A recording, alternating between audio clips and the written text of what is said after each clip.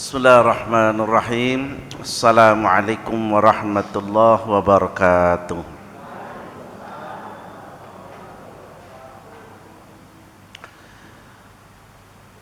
Alhamdulillahilladzi arsala rasulahu bil huda wa dinil haqq liyudhhirahu 'alad dini kullih wa kafa billahi syahida. Asyhadu an la ilaha illallah wahdahu la syarikalah wa asyhadu anna Muhammadan abduhu wa rasuluh. Allahumma salli wa sallim wa barik ala Muhammad wa ala alihi wa sahbihi wa man tabi'ahum bi ihsani ila yaumil qiyamah. Qala rabbi israh li sadri wa yassir li amri wa hlul 'uqdatam min lisani yafqahu qawli. Subhanaka la ilma lana illa ma'allamtana innaka antal alimul hakim. Sadaqallahul azim. Amma ba'd. Ma'asyiral muslimin, ibu-ibu, bapak-bapak, jamaah talim rahimakumullah, bersyukur atas semua nikmat yang Allah anugerahkan pada kita, terutama nikmat iman, nikmat Islam, nikmat kesehatan dan nikmat kesempatan, serta nikmat dipertemukannya kita pagi ini di masjid yang sangat mulia ini. Semoga pertemuan kita menjadi satu persaksian kelak di yaumul akhir bahwa kita adalah orang-orang yang memang layak untuk mendapatkan surganya Allah Subhanahu wa ta'ala. Amin ya rabbal alamin.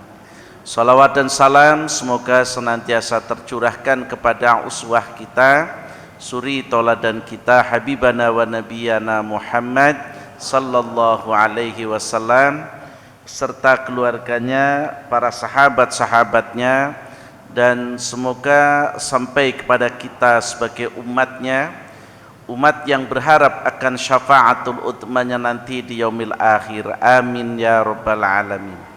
Ibu bapak hadirin rahimakumullah, tema pagi ini adalah penghalang-penghalang dalam menuntut ilmu.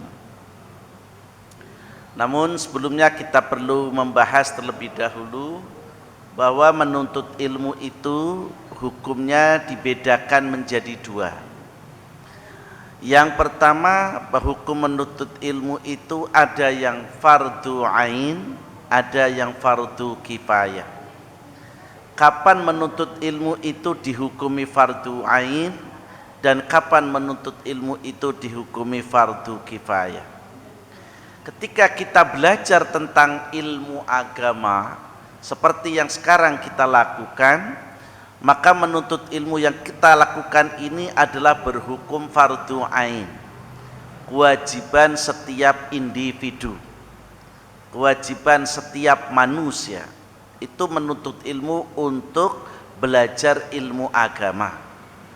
Lalu kapan menuntut ilmu itu dihukumi fardu kifayah? Ketika kita belajar tentang persoalan-persoalan umum. Tidak harus semuanya belajar ilmu kesehatan, tidak harus semuanya jadi dokter. Kalau semuanya jadi dokter, siapa yang jadi pasiennya, gitu ya. Tidak harus semuanya ahli ekonomi, tidak harus semuanya jadi sarjana hukum. Cukup sebagian saja yang belajar jadi sarjana hukum, jadi pengacara, dan jadi hakim, dan sebagainya. Tapi belajar ilmu agama berhukumkan fardu ain, kewajiban setiap individu. Kenapa? Karena agama ini menjadi penuntun dalam perjalanan hidup kita, dunia dan akhirat. Selamat atau tidaknya kita di dunia dan di akhirat, semua sangat tergantung seperti apa usaha kita dalam menuntut ilmu agama ini. Bukankah Rasulullah SAW mengatakan taraktu fikum amroini lan tadillu ma intamasaktum bihima kitabullah wa sunnatur rasul. Kata Nabi, aku tinggalkan dua perkara yang jika kamu berpegang teguh kepadanya maka kamu tidak akan sesat selama-lamanya, yakni kitabullah Al-Quran dan sunnah rasulnya Al-Hadis. Jadi kita belajar hari ini tentang ilmu agama Al-Quran dan Al-Hadis, hakikatnya adalah kewajiban setiap individu dan kewajiban setiap kaum muslimin. Dan belajar tidak harus di pondok pesantren, tidak harus pula di lembaga-lembaga yang formal, karena belajar itu pada hakikatnya minal mahdi ilal lahdi. Sejak kita berada dalam ayunan sampai nanti kita akan masuk ke liang lahat ditalkin. Nah, talkin itu artinya membimbing, hakikatnya kita sedang belajar atau menuntut ilmu. Utlubul ilma minal mahdi ilal lahdi. Thalabul ilmi faridatun ala kulli muslimin wal muslimah. Nah, ada 11 penghalang-penghalang di dalam menuntut ilmu. Nanti pertemuan kita dari 11 tema, 11 poin ini paling tidak akan kita bikin 2 pertemuan. Yang pertama, penghalang dalam menuntut ilmu adalah fasadun niat. Niat yang rusak. Niat adalah dasar dan rukunnya amal. Apabila niat itu salah dan rusak, maka amal yang dilakukannya pun ikut salah dan rusak. Sebesar salah dan rusak niatnya, Rasulullah SAW bersabda, innamal a'malu binniyat wa innama likulli imri'in ma nawa. Faman kanat hijratuhu ilallahi wa rasulihi fa hijratuhu ilallahi wa rasulihi. Wa man kanat hijratuhu lidunya yusibuha aw imra'atin yankihuha fa hijratuhu ila ma hajara ilaihi. Bapak dan Ibu hadirin rahimakumullah, betapa membahas tentang pentingnya niat, karena diterima atau tidaknya suatu amal semua sangat tergantung dengan niat. Ada para sahabat di zaman Nabi itu meninggalkan kota Mekah menuju kota Madinah dalam rangka ikut hijrah. Tapi ada sahabat yang hijrah meninggalkan Mekah, meninggalkan keluarga, meninggalkan hartanya demi wanita yang dia cintainya. Maka Nabi mengatakan, siapa yang hijrahnya karena wanita yang dia cintainya, fahijratuhu ila ma hajara ilaihi. Apa yang ia niatkan itulah ia dapati. Maka ia tidak mendapatkan pahala kecuali wanita yang dia cintainya. Padahal dia dari Mekah menuju Madinah tempo dulu, wah berat sekali. Kalau menggunakan kendaraan bis saja 5 sampai 6 jam. Kalau sekarang pakai pesawat Wus gitu ya. Kalau di Indonesia kan ada pesawat Wus, ini ngutangnya segudang. Pinter itu Menteri Keuangan, moh gelem bayar. Ono sing gawe Wus sing koneng bayar. Itu hanya dalam kurun waktu 1,5 jam. Itu pesawat cepat ya. Mekah Madinah. Lah, kira-kira kalau jalan kaki itu berapa bulan? Kira-kira kalau pakai onta berapa bulan? Bayangkan perjalanan cukup lama tapi tidak mendapatkan apa, kecuali dia hanya mendapatkan wanita yang dia cintai. Dan ini penting karena mindset yang ada pada diri kita bisa jadi banyak yang keliru. Contoh, kita sholat karena ketika sudah sholat kita akan menjadi tenang. Ini betul? Sholat, anggar wis sholat toli tenang. Lah berarti pahalane rika ya entok tenang. Bayangkan, rugi mboten? Rugi, Pak. Bertahun-tahun sholat minggu entok ayem entok, ora entok pahalane. Kenapa? Karena niat sholat kita ben ayem. Ini penting, Bu. Kan tadi innamal a'malu binniyat, segala sesuatu tergantung dengan niat. Sholat, anggar wis sholat toli ayem, maka dapatlah ayemnya. Ini ngoreng entok pahalanya, Pak. Rugi mboten? Rugi. isa disit anggere wis isa toli turune angler mboten turune ya dapat anglernya doang Pak, dapat anglernya doang.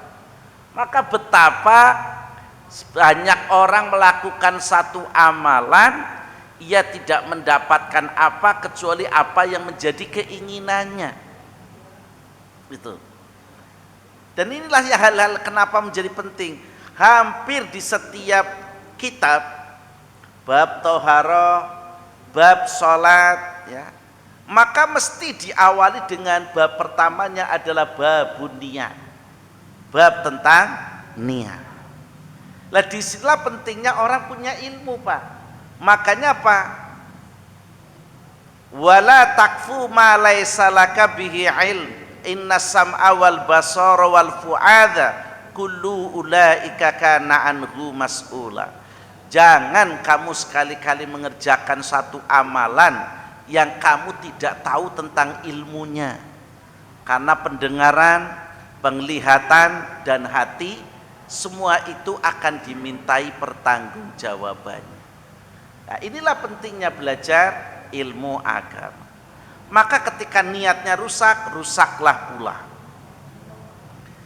Ibnu Mas'ud dalam satu hadis Rasulullah SAW mengatakan, siapa yang menjadikan seluruh tujuannya menjadi satu cita-cita, siapa yang menjadikan seluruh tujuannya menjadi satu cita-cita, yaitu cita-cita akhirat, Allah akan mencukupi tujuan dunianya. Ning siapa yang tujuannya bercabang-cabang dalam berbagai masalah, ya masalah-masalah dunia, Allah tidak akan peduli di lembah mana ia akan meninggal. Bapak Ibu, kalau kita ngode niatnya ben oleh gajian, dapat ndak gajiannya? Dapat nggak pahalanya? Belum tentu. Makanya kalau orang bekerja karena ibadah, orang bakaran korupsi. Mohon maaf, kira-kira ada ndak di masyarakat kalau orang bekerja jadi karyawan, bosnya datang semangat bekerja, bareng bosnya pergi jagong rokok, enten boten? Ini orang bekerja bukan karena ibadah, ini bekerja karena ngode. Itu. Jadi duitnya oli Pak, karena dia bekerja, ning pahalanya orang dapat Pak. Gitu. Banyak kan orang yang jadi guru, nih banyak kalau jadi guru atau PNS. Mohon maaf saya nggak nyindir ya, cuma nabok gitu. Kalau dia beribadah ngodenya, pasti jam 7 sudah sampai di kantornya. Tapi karena dia ngode, lah ya maklumi wong nyong adoh ketinggalan ya kan begitu.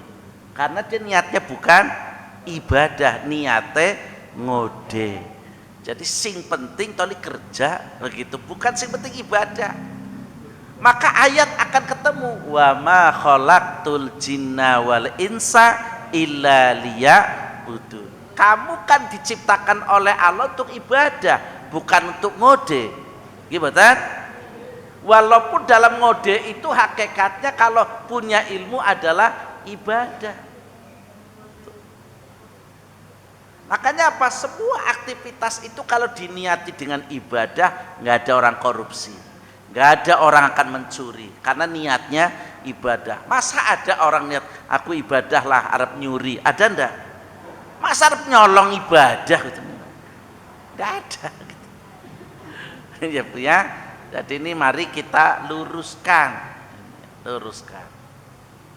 Mangkana yuridul hayatad dunya wa zinataha nuwaffi ilaihim a'malahum fiha wa hum fiha la yubkhasun. Ulaika alladziina laisa lahum fil akhirati ilan naru wa habita ma sana'u fiha wa batilum ma kanu ya'malun. Barang siapa menghendaki kehidupan dunia dan perhiasannya, niscaya kami berikan kepada mereka balasan amal perbuatan mereka di dunia dengan sempurna, dan mereka di dunia tidak akan dirugikan. Jadi siapa yang menjadikan dunia ini sebagai tujuan untuk mencari perhiasan, mencari kenikmatan dunia, kata Allah akan aku cukupi, akan aku cukupi. Bahkan tidak sedikit, kebanyakan orang-orang yang kafir itu bukan hanya sekedar dicukupi, sampai badannya pun sehat terus, gitu kan? Ini orang Islam yang rajin sholat, rajin ngaji hampir setiap minggu, ekonominya pas-pasan, ning sering cileren. Halo, bang begitu? Kai sholat ora, ngaji ora, ekonominya kok masya Allah lancar. Itu kata Allah, memang kamu cukupi kehidupanmu di dunia, tapi engkau perhatikan, nanti di akhiratku sempurnakan siksaku. Nah, begitu. Ini kenapa umat Islam ya sholat, ya ngaji, kau uripe pas-pasan, itu supaya ketika diberi sakit menghapus dosa, menambah kebaikan pahala. Coba kalau jenengan kaya semua ragelem ngaji hari ini, halo, ya suka dodolan sih malah jadi duit, mau begitu? Karena kita ini dikasih hidup pas-pasan, alah urip ning dunya harus suwe iki pas-pasan ya ora apa-apa, gitu kan? Dan dengan hidup pas-pasan pula bapak-bapaknya, suami-suaminya jadi orang pada selingkuh karena orang duwe. Bersyukur. Bersyukur itu. Hadirin rahimakumullah. Maka dikatakan merekalah orang-orang yang nanti di akhirat kelak tidak akan memperoleh balasan kecuali neraka. Lenyaplah apa atau amal kebaikan yang telah mereka usahakan di dunia, dan sia-sialah apa yang telah mereka lakukan. Ini karena tujuannya hanya dunia. Tapi kalau tujuannya untuk akhirat, maka insya Allah akhiratnya dapat, dunianya dapat. Bapak Ibu, malam tadi saya hanya tidur 1 jam, tapi saya sudah ngisi pengajian di Jatilawang. Kenapa? Aduh, ditunggu umat. Karena Ibu Moro Sepuh jam 1 masuk rumah sakit gitu ya, IGD. Waduh, saya besok padahal jam 3:30 harus sudah jalan. Nyampe rumah jam 2, jam 3 harus bangun mandi dan sebagainya. Kalau saya tidak unsur ibadah, lagi praikakan bahan itu ngapa? Tapi saya ingat umat, masya Allah banyak umat, kasihan itu ya, ibadah pada Allah. Ya saya yakin ngantuknya akan hilanglah Pak. Jadi semua kembali kepada Allah. Hadirin rahimakumullah. Yang kedua, penghalang dalam menuntut ilmu adalah hubbus syahwati wa hubbut tasdir. Ingin terkenal dan ingin tampil terdepan. Maka mohon maaf bagi yang gelarnya LC, karena kan biasanya kalau LC ini dibangga-banggakan ya Pak. Karena cara saya LC itu lulusan Cilongok gitu. Itu LC. Karena di sana ada pondok pesantren Zam-Zam ya. Pondok pesantren Zam-Zam. Dan semua lulusannya adalah LC, lulusan Cilongok gitu ya. Jadi mohon maaf kalau ada orang ngaji kok hanya ingin mendebat gurunya atau untuk membodohi orang yang bodoh, na'udzubillah. Itu termasuk daripada penghalang-penghalang ilmu. Rasulullah SAW sampai mengatakan, nasihatnya diserukan kepada bangsa Arab karena memang Nabi turun di Arab. Ya katakan, ya na'ayyal Arab, ya na'ayyal Arab, ya na'ayyal Arab. Wahai bangsa Arab, wahai bangsa Arab, wahai bangsa Arab, kata Nabi begitu. Ahwafu ma akhafu alaikum. Sesuatu yang paling aku takutkan menimpa kalian. Ar-ra'ya'u adalah riya, wa syahwatul khafiyah, syahwat yang tersembunyi. Dua hal yang kata Nabi sangat ditakuti kepada umatnya adalah ar-riya, riya. jenengan biasa ngaji teng mriki. Ning upama hari ini ngaji dilalek jilbabe anyar, bajune anyar. Golek mlampah benten mboten? Golek lenggah kira-kira ada yang rasa kepengen ada sing komentar mboten? Nah, mboten benten ya.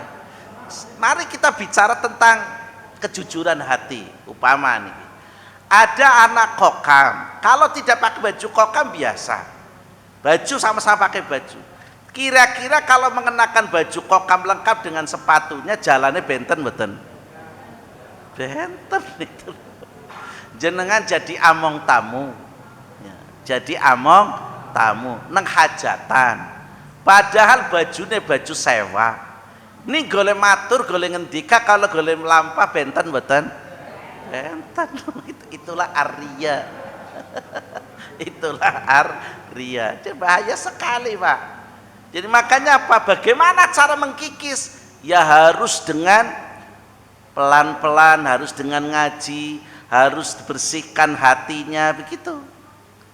Wong saya ketika dilantik menjadi sekjen pimpinan daerah Muhammadiyah Kabupaten Banyumas, top banget yang jenengan sekjen, hatinya mededek gitu. Begitu, Pak. Lah kemudian saya harus kikis, ya Allah Rabbi ya Karim, ini kan amanah yang kamu jika tidak melakukan justru dosa. Terus dilawan, Pak. Dilawan sambil memenuhi kewajibannya. Anda memegang amanah, Anda memegang amanah, begitu. Makanya apa? Saya sudah mewakafkan setiap hari Jumat adalah hari milik Muhammadiyah, Pak. Harus untuk rapat, Pak. Sesibuk apapun ini hari untuk wakaf melaksanakan tugas saya sebagai sekretaris. Jadi malah bukan bangga, Pak, tersiksa malah itu. Ini kalau ngerti ilmu, Pak, ya Pak Ibu, ya. Tapi orang yang kalau tidak ngerti ilmu, naik jabatan bangga mboten? Bangga. Sekarang jadi ketua RT Begen bangga kok. Sampai orang manut, nah, begitu kan sudah mulai ngancam, Bok, gitu. Dia ketua RT gitu. Ini arya. Yang kedua adalah syahwat yang tersembunyi. Banyak orang ketika dia punya cita-cita, mudah-mudahan di sini nggak ada yang cita-cita anggota dewan ya, Bu. Tapi kalau dia yang cita-cita jadi kepala desa kan boleh-boleh saja. Sing penting amanah. Karena justru kalau amanah-amanah itu dipegang oleh orang yang ngerti agama, insya Allah banyak suksesnya. Negeri ini hancur karena dipegang oleh orang-orang yang tidak amanah dalam melaksanakan tugas-tugasnya. Demi syahwatnya, syahwat politiknya, demi syahwat kedudukannya, sampai-sampai ijazahnya pun palsu. Halo? Mau begitu? Itu syahwat, Pak. Syahwat politik namanya. Jadi makanya enggak usahlah yang cita-cita jadi bupati gitu ya. Kalau bercita-cita jadi bupati itu ya harus dengan nyong wis duwe harta berapa. Kalau orang jadi bupati sudah kaya, seperti bupati yang sudah meninggal itu, maka insya Allah yang dimajukan adalah rakyatnya. Dean begitu. Saya kan bukan rakyatnya beliau dulu. Begitu kan. Tapi kalau buat jadi bupati kok sudah miskin, ya alamat Arab jadi wong kaya, kan begitu. Tapi kalau bupati sudah kaya, insya Allah tidak akan galak duit. Nanti sugih, mestinya begitu. Jadi syahwat yang tersembunyi. Ibu-ibu, tadi kami sampaikan kalau panjenengan sekarang di PK kan kagungan gelang 3, karena 1 gramnya sekarang 2.565.000 rupiah. Ini segera gelang telu, aduh, kepriwe coba. Kira-kira ada syahwatnya buatan kepengen dipuji? Ya iyalah, masya Allah, lagi mahal lagi gitu ya. Maka Nabi mengatakan man sama'a sama Allahu bihi wa may yura'i yura'illahu bihi. Barang siapa memperdengarkan, menyiarkan amalnya, maka Allah akan menyiarkan aibnya. Dan barang siapa beramal karena ria, maka Allah akan membuka niatnya di hadapan manusia pada hari kiamat. Ibu bapak rahimakumullah, kalau kita berinfak bersodakoh jumlahnya banyak kok diumumkan oleh dirinya, ada unsur riya mboten? Tapi kalau yang mengumumkan orang lain terserah. Itu. Bapak Ibu, kita akan renovasi masjid. Renov ini butuhkan dana 200 juta. Saya contoh ini 10 juta. Ria mboten? Ria. Tapi kalau yang mau mengumumkan orang lain silahkan. Karena apa? Ih, hebat temen itu ya bapak itu 10 juta lenyum ben boro-boro lah. Akan berkomentar yang lainnya demikian. Jadi berhati-hati, karena berbuat baik itu belum tentu menjadikan kebaikan. Berhati-hati, jangan merasa paling rajin kalau ngaji tekannya awal dewek, merasa paling soleh dalam sholat, merasa paling khusyuk, paling tumaninah dalam sholat, sampai-sampai jidat ireng. Lah itu ya juga hati-hati. Allah mengatakan huwa a'lamu bikum id ansha'akum minal ardi wa id antum ajinnatum fi butuni ummahatikum fala tuzakku anfusakum huwa a'lamu bimanittaqa. Dan dia lebih mengetahui tentang keadaanmu ketika dia menjadikan kamu dari tanah dan ketika kamu masih janin dalam perut ibumu, maka janganlah kau mengatakan dirimu suci. Dialah yang paling mengetahui tentang orang yang bertakwa. Karena kita sering melihat, nampaknya orang bertakwa, orang khusyuk, orang tumanina, orang tawadu itu kalau bajunya baju koko, bajunya sorban, kan begitu, kayaknya lebih takwa. Tidak bisa. Celananya cungklang, jidatnya ireng, betul kan? Berjenggot panjang, kayaknya khusyuk sekali. Belum tentu. Karena kata Nabi, innallaha la yanzuru ila suwarikum wala ajsamikum walakin yanzuru illa qulubikum.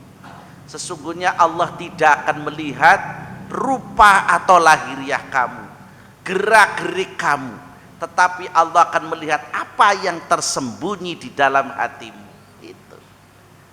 Mari kita contohkan diri kita. Kalau sholat sunnah di masjid 2 rakaat dibandingkan dengan sholat sunnah di rumah 2 rakaat, lama mana? Lama di masjid atau lama di rumah? Iya, berarti ada ria enggak? Itulah Pak, di tengah-tengah kebaikan saja kita ria. Kenapa kalau sholat sunnah 2 rakaat di masjid itu ketok lama? Lah, dideleng wong, berarti kan ria. Padahal urusan itu adalah urusan kita dengan Allah, urusan manusia dengan Tuhannya. Makanya nek jenengan tahajud orang saya cerita, alhamdulillah semalam tahajud. Urusannya apa? Urusannya apa sampai alhamdulillah semalam tahajud? Kuwi urusan jenengan karo Gusti Allah. Angger jenengan cerita berarti jenengan ada unsur riya.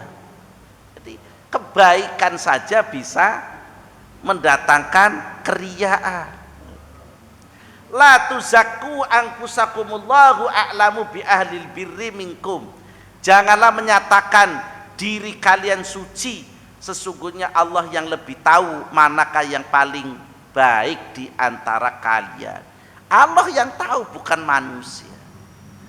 Sholatnya selalu sop paling depan dan selalu rapih barisannya, hingga tumit dirinya dengan tumit kawannya pun sampai bersentuhan terus. Kalau belum ketemu cari terus tumitnya kancane. Ya nggak begitulah. Kalau orang punya ilmu, ya oh, ternyata kawan saya ini tidak berkenan kalau tumitnya tersentuh. Ya sudah, jangan dikejar-kejar terus. Nanti kejar-kejar terus, kita berdiri jenengan metadak gitu. Malah tambah repot sendiri gitu.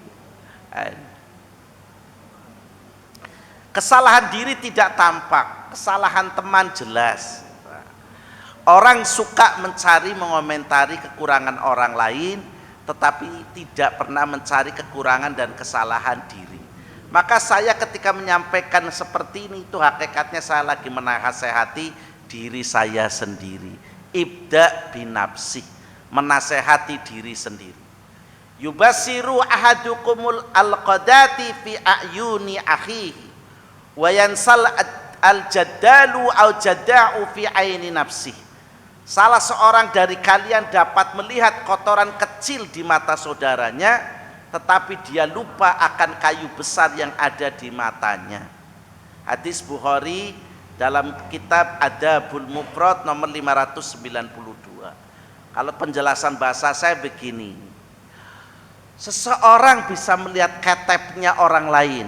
Ngertos ketep gitu ya Pak? Gue ciloe ning upile dewek sengene ora katon ngene. Gimana? Anak kancane anak ciloe di komentar gue ciloe ke cici kan maksud begitu, mohon maaf ya. Lah kopoke dewek sengene mriki ki ora di tampak tidak kelihatan. Maka bahasa peribahasanya kuman di seberang laut tampak, gajah di pelupuk mata tak kelihatan. Maka mari banyak-banyaklah mencari kekeliruan kesalahan pada diri, jangan mencari kekeliruan kesalahan pada orang lain. 3 hal yang membawa kebinasaan dalam hadis yang ma'ruf. Salasun muhlikatun, syukhun muta'un wa hawan muttaba'un wa ijabul almar'i binafsihi. 3 hal yang membawa pada jurang kebinasaan. Yang pertama adalah tamak lagi kikir. Tamak itu rakus, tamak itu tidak pernah merasa puas, tidak pernah merasa cukup. Itu tamak. Dan biasanya orang yang tamak, orang yang rakus itu ya kikir. Kira-kira kalau orang kaya itu merasa cukup boten? Boten, mesti kepengin tambah terus. Kalau sudah kaya rata-rata dermawan apa kikir? Kalau orang kaya-kaya itu pada dermawan, insya Allah sedikit-sedikit bisa mengurangi kemiskinan di Indonesia ini. Tapi karakter orang kaya ya mesti kikir, rakus, tidak pernah merasa puas dan tidak pernah merasa tercukupi. Yang kedua, mengikuti hawa nafsu. Karena setiap diri ada nafsu. Surat Az-Zumar ayat 10, Surat Yusuf ayat 53, bahwa inna nafsa la amaratum bisu'i illa ma rahima rabbi inna rabbi ghafurur rahim. Sesungguhnya hawa nafsu manusia condong kepada keburukan, condong kepada kejahatan. Illa ma rahima rabbi, kecuali hawa nafsu yang dibimbing dengan rahmat Tuhannya. Nah Bapak Ibu, karena kita ini rajin ngaji, maka rahmat Allah senantiasa menyertai kita. Tapi sesungguhnya hakikatnya setiap diri kita pasti ada nafsu ingin. Ya, saya itu kebetulan guru SMA. Guru SMA muridnya putri cantik-cantik. Kira-kira kepencut mboten Bu? Kepencut. Apalagi muridnya begini, Pak Amin begini, coba sih orang kayak gue bikin nyong karep kok dadak-dadak begini. Dan itu hampir setiap hari Pak. Arep takeplak mbok dilaporakan polisi kayak kepala sekolah kawingi begitu ya. Orang takeplak jan kurang ajar banget ya karo guru-guru kayak gitu. Dan anak sekarang begitu ya, dibiarkan sajalah begitu, gimana lagi gitu ya. Ini namanya cobaan, gimana? Itu. Jadi jangan dikira Pak Guru atau Ustadz Amin ke orang saudara tidak tertarik dengan orang cantik. Itu kan solehnya, alimnya ketika lagi mulang ngaji. Halo. Jadi kalau sudah di luar mulang ngaji lah murid kurang ngerti, kan begitu. Ya manusia, karena saya manusia sudah pasti ada an-nafs. Inna nafsa la amaratum bisu'i illa ma rahima rabbi, kecuali hawa nafsu yang dibimbing dengan rahmatnya. Hanya karena rahmat Allah lah yang menyebabkan kemudian hawa nafsu itu dikendalikan. Ustadz kok kayak gitu. Lah kan begitu. Ini menjadi rahmat, Pak. Jadi mendapatkan julukan ustadz saja saya jadi ngati-hati. Ustadz kok kelakuannya kan jadi aduh. Padahal yang lain ngomongnya sudah lebih daripada itu. Tapi karena ada panggilan ustadz jadi lebih ngati-hati. Itu namanya rahmat. Jadi bukan keren, malah menyiksa. Malah menyiksa. Lalu yang ketiga adalah ujub atau takjub pada diri sendiri. Penyakit hati ini ya, itu riya. Makanya sampai Imam Al-Ghazali sampai menyusun satu kitab tersendiri, satu buku namanya Tazkiyatun Nufus, pembersihan hati. Pembersihan hati. Kenapa? Ya karena sangat tipis sekali. Yang ngaji hari ini bisa jadi ada yang berangkat ke gini tumben ngaji, anu ora kepenak disamperi bae. Lah coba. Anu ora kepenak karena disamperi bae kan mangkat. Lah coba itu kan hati, kalau sampai di sini terus pikirannya, lah jangan ngaji nemu kayak ketok ora mangkat malah jan ora apa-apa jane. Kan enggak dapat apa-apa. Karena memang berangkatnya niatnya bisa ora kepenak. Apa mani ketua takmir orang mangkat ora kepenak mani coba. Apa tidak lebih celaka? Ini urusan hati, Pak. Jadi makanya apa, setiap kitab-kitab awali mesti dengan babun niat, bab tentang niat itu. Dan jenengan kalau dipuji kira-kira bombong seneng apa kesuh? Ya seneng, bok langsung bergenggeng, bok laki-laki ya kancing dadanya langsung meledak gitu loh. Saking senengnya. Orang yang punya ilmu dipuji, ini seperti Abu Bakar, dipuji itu tidak seneng, malah bersedih, dia menangis. Allahumma anta a'lamu minni binafsi wa ana a'lamu minni wa ana a'lamu binafsi minhum. Allahumma ij'alni khairan mimma yadunnuna waghfirli ma la ya'lamuna wa la tu'ahidni bima yaqulu. Ya Allah, Engkau lebih mengetahui keadaan diriku daripada diriku sendiri. Jadi kalau kita pasrahnya dengan Allah, Allah lebih tahu kita. Loh kenapa? Wong Allah lebih ngerti saat kita masih dalam tanah. Allah sudah ngerti kita ketika kita masih dalam bentuk janin, kan lebih tahu. Nah ketika ada orang lain memuji, maka Abu Bakar mengatakan, dan aku lebih mengetahui dari keadaan diriku daripada mereka yang memujiku. Mbak begitu. Itu Ustadz Amin soleh banget. Toli anggere lagi ning pengajian. Begitu Mbak. Coba anggere sudah di luar pengajian, apa solehnya seperti ini? Belum tentu Pak. Belum tentu. Ya Allah, jadikanlah diriku lebih baik dari yang mereka katakan atau yang mereka sangkakan. Ampunilah aku terhadap apa yang mereka tidak ketahui dariku, dan janganlah menyiksaku dengan perkataan mereka, maksudnya dengan pujian-pujian mereka. Nah, jadi orang punya ilmu dipuji itu istighfar, astaghfirullahaladzim, barakallahu fikum.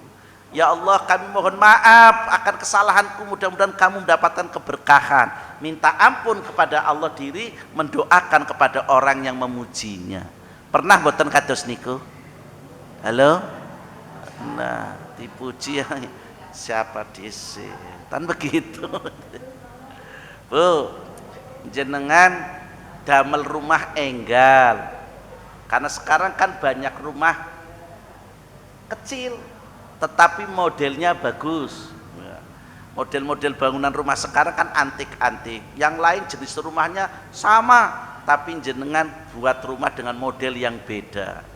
Kemudian catnya juga ornamennya berbeda. Kan kalau rumah pada umumnya kan catnya hanya satu warna, dua warna itu kan hanya untuk jendela. Tapi jenengan buat rumah dengan ornamen yang berbeda, warna catnya berbeda. Kira-kira tangganya nyapa, rumahnya enggal dan bagus banget, ya siapa disit modalnya ben gede, emang begitu? Kan mesti begitu, mededek langsung. Jadi tidak istighfar, astagfirullahaladzim, kan begitu.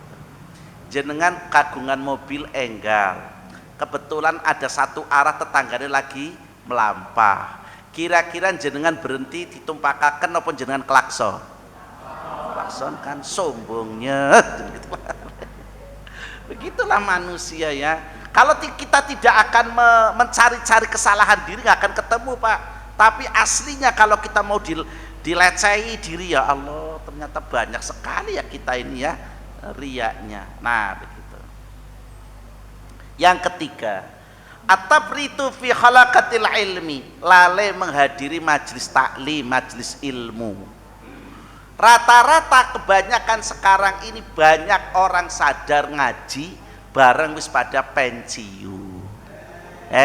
Maning gemen waktu esino masih muda boro-boro ngaji maring masjid dina minggu itu ya. Minggu itu hari keluarga, orang usah urusan ngaji-ngajian kan begitu.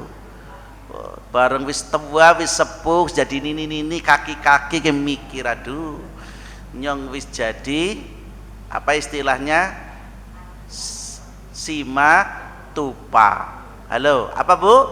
Simak tupa, siang malam tunggu panggilan. Halo.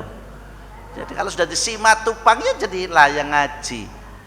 Lah orang ngorali ilmu akeh ngaji itu tetap dapat pahala. Nyora nulis saya ngaji ya tetap dapat pahala. Wong namanya ngaji, ana sangat digawa balik siji kan begitu. Jadi gemien nuntut ilmu masa kecil, ilmunya umum.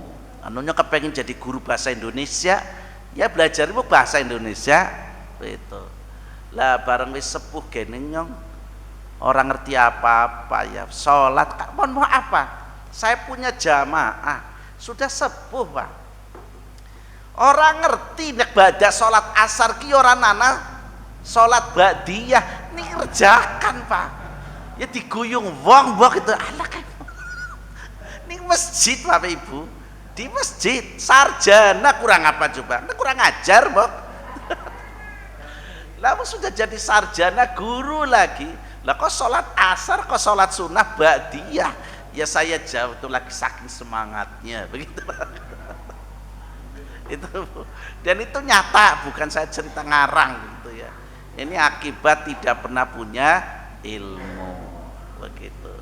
Jadi padahal belajar di waktu kecil bagai mengukir di atas batu, belajar di masa tua bagai mengukir di atas air. Si wingi bape napa Pak Bu? Lalen kan begitu ya. Begitu. Tapi insya Allah sedikit-sedikit ya akan menjadi bukit begitu ya. Paling tidak rahmat Allahnya menyertai kita. Wa may yasha an dzikri rahmani nuqayyid lahu syaitanan fa huwa lahu qarinun wa innahum layasuddunahum anis sabili wa yahsabuna annahum muhtadun. Siapa yang berpaling dari pengajaran Allah yakni Quran, kami biarkan setan menyesatkan ya, maksudnya itu jin qarin di sini. Karena salah satu jin itu kan masih sebangsa setan, sama aja ya, sejenis. Bedanya kalau setan itu tidak akan mati kecuali hari kiamat. Nah kalau jin itu mati Pak. Kalau jin itu mati, cuman usia mereka lebih panjang daripada manusia. 100 tahun jin itu seperti anak baru usia 13 tahun. Ke 100 tahun ke jin. Nah pada diri kita selalu diikuti yang namanya jin qarin. Jin qarin. Kalau si manusianya yang diikuti itu baik, nanti jinnya menjadi jin baik, jin muslim. Kalau yang diikutinya buruk, ya jinnya tambah buruk, mengajak keburukan terus. Gitu. Makanya apa? Orang yang sudah terbiasa ngaji, hari ini nggak ngaji, jin qarinnya protes. Ngaji, maka muncullah perasaan ada yang hilang pada diri kita, tidak ngaji. Itu jin qarinnya mengingatkan aslinya ya. Itu karena apa? Sudah terbentuk karakter. Orang yang terbiasa sholat di masjid berjamaah, tidak sholat di masjid berjamaah, ada yang rasa hilang pada dirinya. Jin qarinya ngiwi-ngiwi mawi ora sholat ning masjid. Begitu. Luar biasa. Jadi pada setiap diri, Pak. Makanya apa? Ayo paksakan. Perkara nanti ikhlas atau tidak nanti latihan. Ya, butuh latihan. Wong anak merokok dikeplak ya karena gak punya ilmu, lapor karo biyunge, lapor karo polisi. Dulu saya kok ngerokok, ketahuan guru dikeplak, selapor bapak saya malah dibidi. Udah lah, berkasar. Harusnya begitu, Pak. Oh, kalau aturannya jangan merokok di lingkungan sekolahan. Lah, merokok depan kepala sekolah pada penantang, Boh. Iya betul? Pada penantang sampai jadi orang ngerasa apa-apa ngadepi kepala sekolah menghinakan. Dan ternyata dibela lah oleh masyarakat. Akhirnya kepala sekolahnya diberi hadiah umroh gratis. Maka yang jadi guru keplaki be murid-muridnya gitu. Halo, nanti biar protes, biar rame, kemudian dapat hadiah umroh gratis. Serius itu, saya matur itu serius, Pak. Jadi kepala sekolahnya dikembalikan sebagai kepala sekolah dan akan diumrohkan di tahun 2026 gratis. Itulah namanya sengsara membawa nikmat. Sesungguhnya mereka setan-setan itu tadi ya, jin-jin qarin itu benar-benar menghalangi mereka manusia dari jalan yang benar. Oleh karenanya ndak usah mencari setan. Wong pada diri kita juga sudah ada setan. Namanya jin qarin, Pak. Wong setan ora usah dikancani ben sudah buru kita kon dadak ngeleti kanca setan. Nah, ini persoalan. Dan mohon maaf banyak sekali sih kaitannya dengan niat ya. Ini contoh saya gambarkan lagi. Saya ketua takmir Masjid 17. Ketika pengajian sebelum ada kafe kemakmuran, itu sudah tahunan Pak taklimnya. Yang datang itu hanya sekitar 100 ke bawah, Pak. Nah, bareng didirikan kafe kemakmuran yang datang sampai 200 hingga 300. Lagi harap ngaji apa enggak lagi ibadah? Kan begitu pertanyaan saya. Halo? Lah saya kadang-kala terbelisik di dalam hatinya. Coba sekali-kali dibubarkan kafe kemakmurannya, kira-kira jamaahnya banyak betul? Ya perlu tanda tanya kan masih. Nah, itu. Lah tapi kenapa harus begitu? Ini proses, ini metode, ini strategi, ini cara gitu. Kan tadi orang itu kan kalau pertama dipaksa, kedua dipaksa, ketiga dipaksa, itu maksimal itu hanya 22 kali, Pak, menurut para trainer. Kalau sudah yang ke-23 itu sudah membentuk karakter, menjadi kebiasaan. Yakin panjenengan pertama kali, mohon maaf ini saya jadi ingat, pertama kali saya datang ke sini jenengan pengajiannya musal sasi sepindah, mbok masih kelingan boten? Berpuasa saya datang ngisi ke sini, pengajiannya sebulan sekali. Lalu saya lempar ayat Al-Quran surat Al-Imran 142. Wong nyong sing mulang masih kelingan rikaya Mas. Bubar kabeh nih. Tahun berapa itu? Yang alhamdulillah kemudian menjadi seminggu sekali. Ini awalnya mbok jenengan udah sebulan sekali aja seperti biasa. Oh, kemudian dua kali. Bareng saya tawarkan ayat, lah setiap minggu sajalah. Karena kepengen masuk surga nih orang gelem berjuang ya orang mungkin kan begitu. Padahal berjuang itu mencari beras dan uang. Itu berjuang mencari beras dan uang. Dan anggere kelas orang kaya bukan mencari beras, Pak, Ibu, mencari berlian dan uang. Itu kalau orang kaya. Abu Hurairah radhiyallahu anhu mengatakan, man ta'allama ilman mimma yubtaghu bihi wajhullahi azza wa jalla la yata'allamuhu illa liyusiba bihi aradan minad dunya lam yajid arafal jannati yaumal qiyamah. Barang siapa menuntut ilmu yang seharusnya diharapkan dengan wajah Allah azza wa jalla, tetapi ia tidak menuntutnya kecuali untuk mendapatkan sedikit dari kenikmatan dunia, maka ia tidak akan mencium baunya surga pada hari kiamat. Hati-hati, banyak orang mencari ilmu tapi hanya untuk cari dunia. Contoh, saya bercita-cita kuliah ingin di fakultas kedokteran biar jadi dokter. Jadi mboten dokternya? Jadi. Uangnya banyak apa enggak? Tapi itu hanya dapat dunia saja, karena keliru dalam meniatkannya. Makanya apa?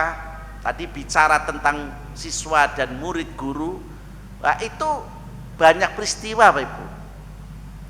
Di YouTube itu ada seorang ibu guru memiliki siswa dan dia jadi wali kelas. Siswanya pinter sekali. Kira-kira kalau wali kelas punya siswa yang pinter, wali kelasnya menyayangi mboten? Saking pinternya disayang. Dan jadi dokter siswa ini. Suatu ketika ibu wali kelas ini, mantan ibu wali kelas ini sakit dan tidak sengaja mau berkunjung ke dokter yang itu dulu muridnya. Datanglah ke sana, disapa, "Oh, kamu kan dulu muridku ya?" "Inggih Bu Guru," cuma jawab itu dong. Bu gurunya kecewa, "Dulu nak, dulu saya wali kelasmu, menyayangimu, sangat bangga denganmu. Tapi saya kecewa sekarang ini. Kamu jadi dokter, bu gurunya jadi pasien.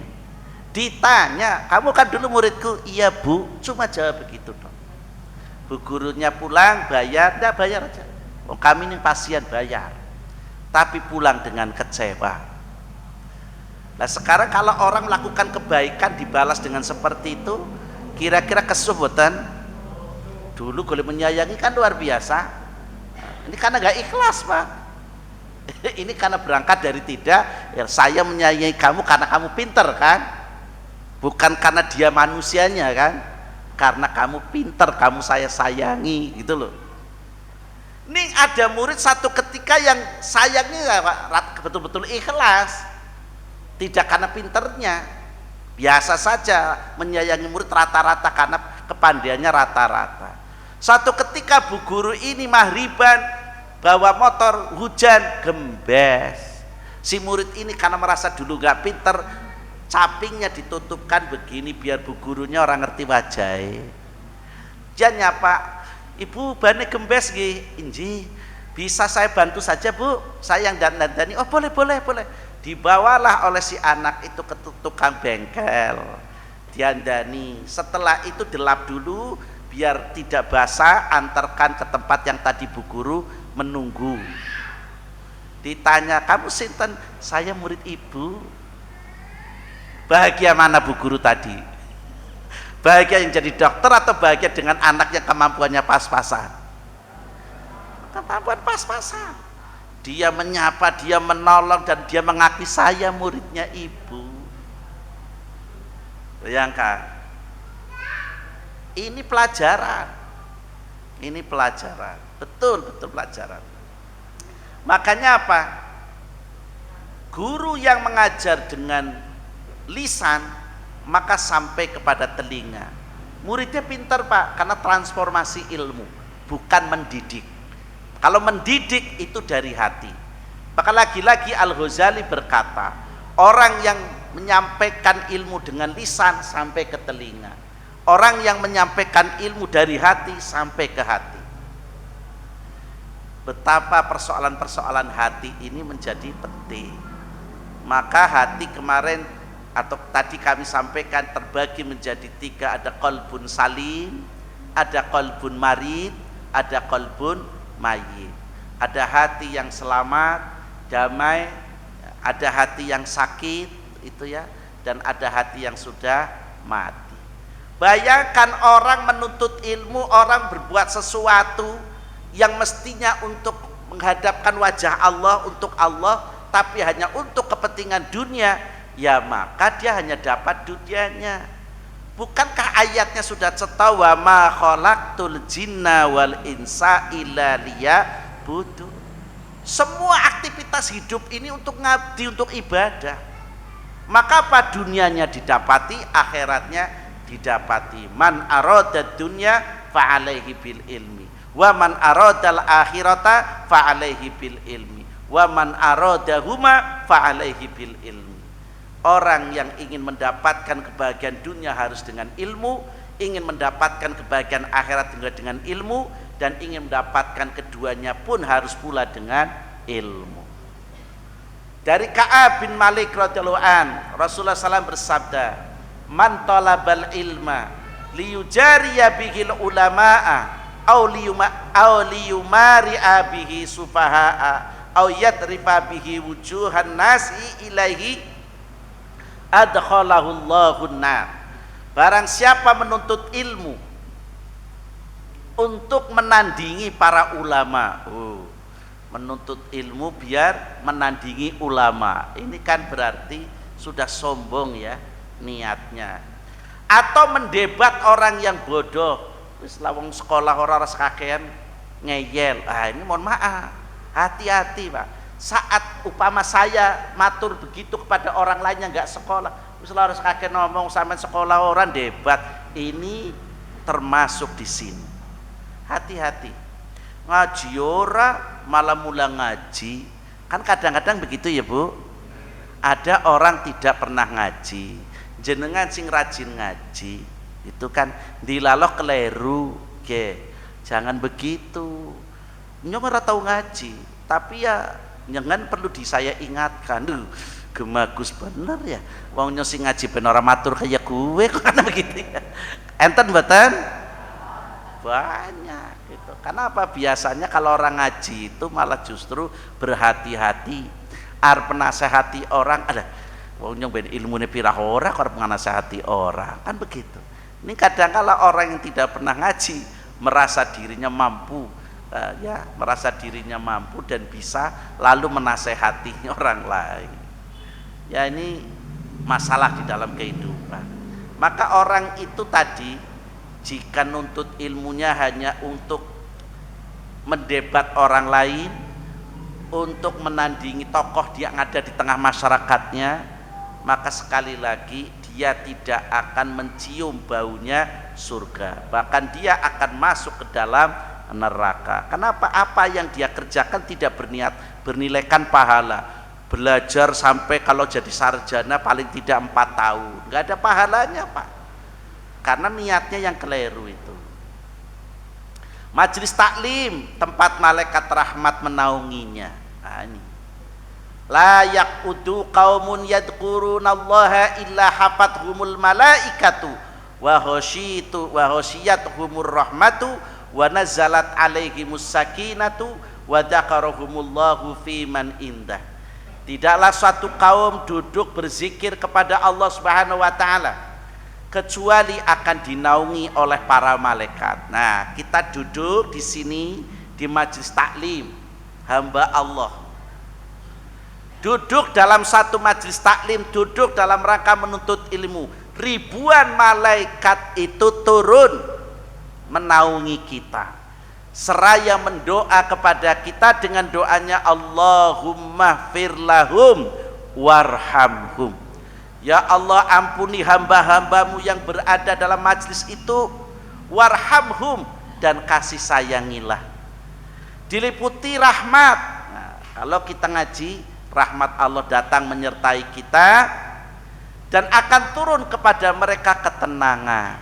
Jadi kalau ngaji kayak gini kan hatinya tentrem, betul? Jiwanya tenang, walaupun nanti pulang yang mikir utang maning gitu kan. Tapi ketika di sini kan ayem, soal urusan dengan utang, soal urusan dengan yang lain gitu. Tetapi ibu-ibu terutama ini kalau bertindak ngaji tidak ngaos, panjenengan paling boten sudah damel unjukan untuk suami, jadi aja ngejleng bae ngaji Pak. Lah nyong kopine gawe dewek, tangan dhewe duwe dewek kok ndak ada perintah-perintah. Ya jenenge kebablasan golek nuntut ilmu. Saking pintere malah suamine digurui. Halo? Ibu jadi tolong ya. Karena banyak ibu-ibu yang banyak ngaji, sementara bapak-bapak sedikit. Saking sering ngajinya, ibu-ibu akhirnya mulang suamine. Karena mulang suamine akhirnya suamine pada wedi karo bojone. Nggih mboten? Itulah yang namanya STI, suami takut berikan kan kajian itu. Ibu-ibu hadirin rahimakumullah. Man salaka tariqan yaltamisu fihi ilman sahalallahu lahu tariqan ilal jannah wa innal malaikata latad'u ajnihataha ridhaan li talibil ilmi. Barang siapa yang meniti jalan menuntut ilmu, Allah akan memudahkan untuknya jalan menuju surga. Dan sungguhnya para malaikat meletakkan sayap-sayapnya karena ridho dengan perbuatan para penuntut ilmu. Jadi di sini katakan, orang yang menuntut ilmu itu Allah mudahkan jalan menuju surga. Karena saat kita menuntut ilmu, kita sedang meniti pembimbing, ilmu yang membimbing kita dalam menjalani hidup, itu sedang menuntut ilmu namanya. Orang sedang menuntut ilmu. Lalu malaikat meletakkan sayapnya, ngepaki sayapnya untuk memintakan ridho kepada Allah Subhanahu wa taala kepada para penuntut ilmu. Makanya sampai-sampai dikatakan barang siapa yang menuntut ilmu keluar dari rumah untuk menuntut ilmu, maka baginya ia seperti orang yang sedang berjuang di jalan Allah. Maka santriwan dan santriwati, santriwan saja apa ya, yang di Al-Khazin itu, yang hampir 67 ya, apa 57 yang meninggal itu wafatnya sebagai syuhada, Pak. Kematiannya sebagai syahid. Dia mati nanti tidak akan dihisab, tidak akan ditanya oleh mungkar nakir, ya kan? Dan nanti besok di yaumul akhir, mereka-mereka ini yang meninggal dalam menuntut ilmu bisa memberikan syafaat kepada seluruh anggota keluarganya dan 70 orang sahabat-sahabatnya. Nanti kan ngaji orang mati. Halo? Ya tapi ya jangan niat di sini gawa pisau ya Bu. Ben nyong kematine suhada lalu harus menuntut ilmu ngaji hari Ahad karo gawa pisau bunuh diri. Itulah yang namanya bukan mati syahid, itu namanya mati sangit. Mati sangit. Jadi tidak usah menyalahkan juga bangunannya. Ya secara manusiawi berpikir begitu. Tapi itu semua sudah sunnatullah yang sudah tertulis di Lauhil Mahfuz. Bahwa nanti anak ini wafat di pondok pesantren. Karena nyatanya ada yang 3 hari di bawah reruntuhan, tidur pulas, dalam mimpinya ada yang ngasih minum, telung dina telung pengilo, urip kepriwe coba. Ya semua itu karena jika Allah tidak berkehendak, belum berkehendak ya tidak begitu ya. Tapi kenapa yang 57 ndang mati? Kan begitu. Itulah dikatakan dalam ayat wa ma romaita id romaita walakinnallaha roma. Dalam bahasa saya yang kalau dikaitan dengan tadi, sesungguhnya yang menyebabkan matinya dia bukan reruntuhan itu ya, bukan karena pondok pesantrennya yang hancur, tapi memang Allah yang menghendaki agar dia mati, maka diruntuhkanlah bangunan itu. Berarti Allah nggak menyayangi, justru Allah sangat menyayangi mereka. Mati masih muda, dosanya urung akeh, mati di tempat dia lagi menuntut ilmu. Sementara awake dewek usiane wis swidak wis 70, dosane akeh, nuntut ilmune bareng wis dadi kaki-kaki nini priwe coba. Ya ora salah ya tat, ya salah ya ora begitu. Saya juga tidak menyalahkan. Jadi karenanya kalau bicara tentang kehendak Allah, ya jangan kemudian menyalahkan pondok pesantren, menyalahkan kiai gitu ya. Nah, karena lagi rame ini gara-gara sungkem karo kiai, gara-gara takzim sama kiai ribut. Ya ini ya, silakan dong, itu tradisi ya. Ya, kan pernah kami sampaikan ada 2 karakter. Kalau saudara kita kiai datang sudah disambut di depan, semuanya berdiri ya, salaman diciumi, pintu mobil dibukakan, kan begitu. Pokoknya nganti kebablasan goleng ngormati. Ning satu organisasi ora babar blas. Kayak kiai ini beteka kayak kiai ini malah dituding-tuding. Gimana lagi gitu.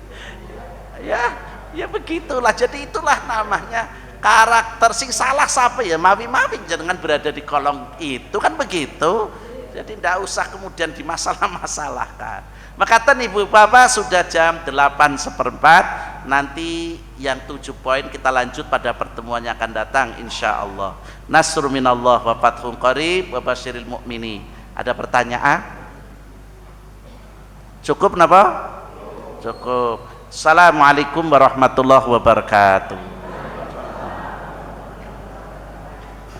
Alhamdulillahirabbil alamin. Terima kasih pada Ustadz Haji Muhammad Aminuddin yang telah memberikan tausiahnya. Mudah-mudahan ilmu yang kita dapatkan bermanfaat. Tadi ada 2 poin yang sangat luar biasa. Kita makmurkan majelis taklim, bukan di At-Taqwa saja. Mungkin panjenengan di masjid atau musola panjenengan, di desa panjenengan yang terdekat, mari kita makmurkan. Taklim yang panjenengan kuasai di masjid atau musola, terutama mari kita biasakan pada maghrib ataupun pada subuh. Jangan sampai panjenengan terlewat begitu saja waktu yang sangat mulia. Setelah panjenengan sholat fardu, panjenengan keluar begitu saja, tidak memanfaatkan taklim yang baru tadi yang terakhir, bahwasanya kita dibanggakan oleh Allah SWT dan didoakan oleh malaikat-malaikatnya. Luar biasa taklim, majelis taklim. Mari kita makmurkan masjid dan musola yang panjenengan huni. Dan terutama untuk Masjid At-Taqwa, alhamdulillah sudah jalan taklim pada subuh dan taklim pada maghrib sampai jelang isya.